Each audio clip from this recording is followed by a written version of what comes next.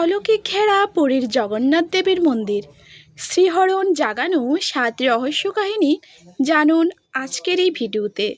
পুরীর জগন্নাথ দেবের মন্দির নিয়ে নানা রহস্য কাহিনী রয়েছে। পুরীর এই মন্দিরকে কেন্দ্র করে এমন বেশ কিছু কাহিনী রয়েছে যার বৈজ্ঞানিক কোনো ব্যাখ্যা মেলে না। নমস্কার আমার প্রিয় দর্শক বন্ধুরা, মধুর লোকনাথ বাবা অমৃত কথা চ্যানেলে সকল দর্শক ও শ্রোতা বন্ধুদের জানাই আন্তরিক প্রীতি এবং শুভেচ্ছা। চলুন আজকের ভিডিওটি শুরু করা যাক। আপনার জীবনে শুরু হয়েছে অনেক সমস্যা, এই সমস্যা থেকে বের হতে আজকে আপনারা এই ভিডিওতে চোখ রাখুন। আজকে এই ভিডিওর মাধ্যমে আপনার জীবনের নতুন পথ সন্ধান দেবে। চলুন ভিডিওটি শুরু করা যাক। স্বপ্নে শ্রীকৃষ্ণ সেই শবরকে দেখা দিয়ে তার নাভিদেশ সমুদ্র থেকে তুলে নিতে বলেন এবং জানান যে তিনি সে শবরের বংশধরদের হাতে নীলমাধব রূপে পূজিত হবেন।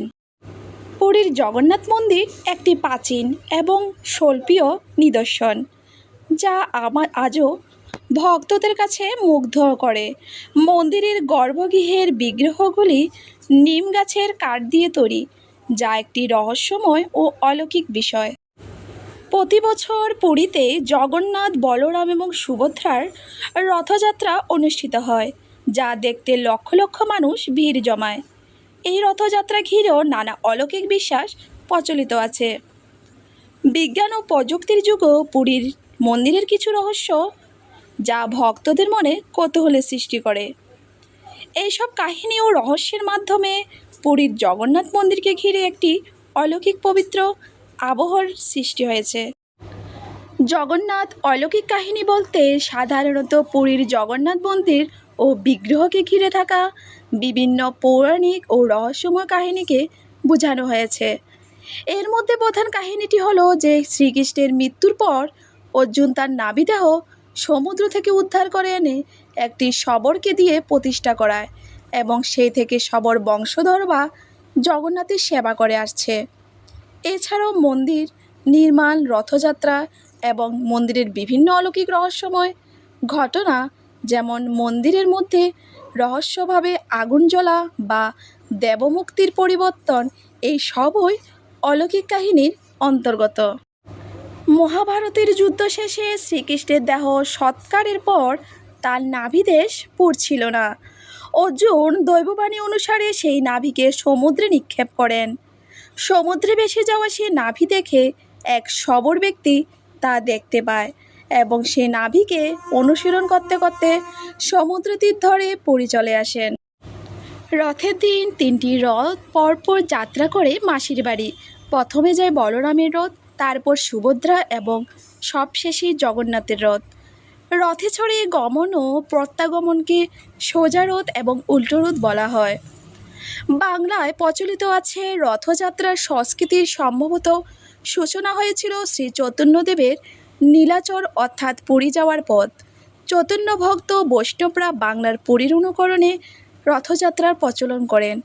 যাত্রা শব্দের অর্থ গমন, তাই জগন্নাথের রথযাত্রা এবং উল্টো রথ হিন্দু বাঙালিদের কোনো কাজ বা ধর্মীয় অনুষ্ঠানের সূচনায় পবিত্র দিন হিসাবে গণ্য করা হয়।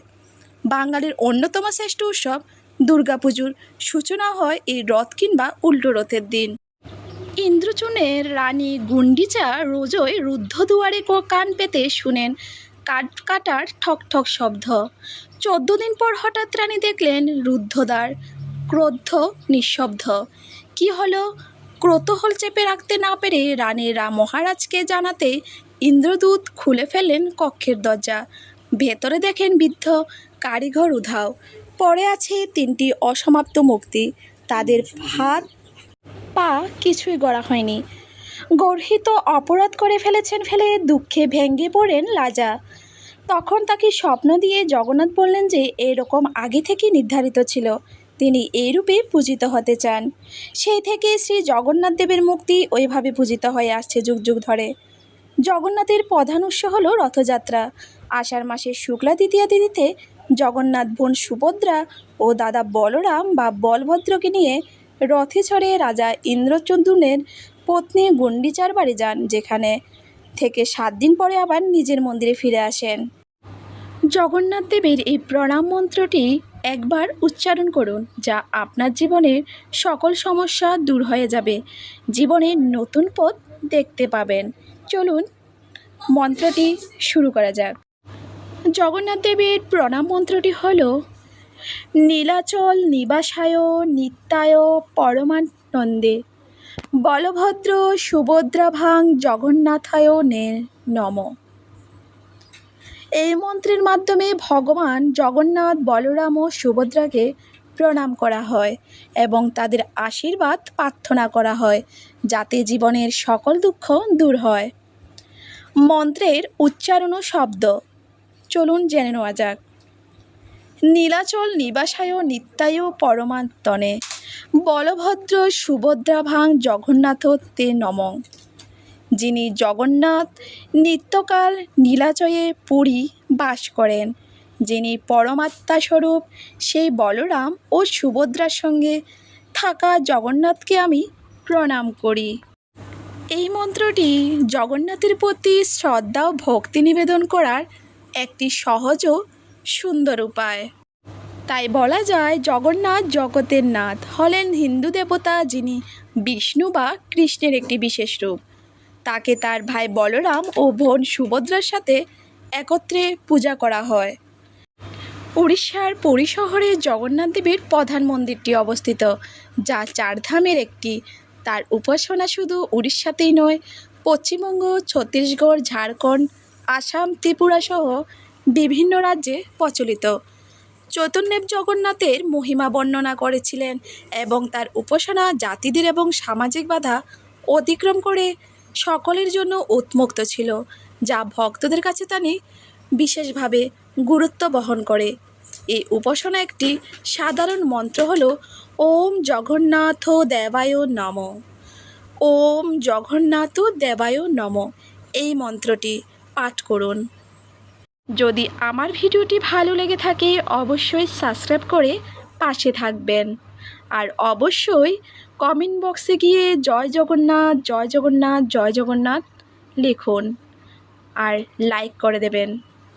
নমস্কার। আর আমার ভিডিও পেতে অবশ্যই আমার পাশে থাকুন। নমস্কার।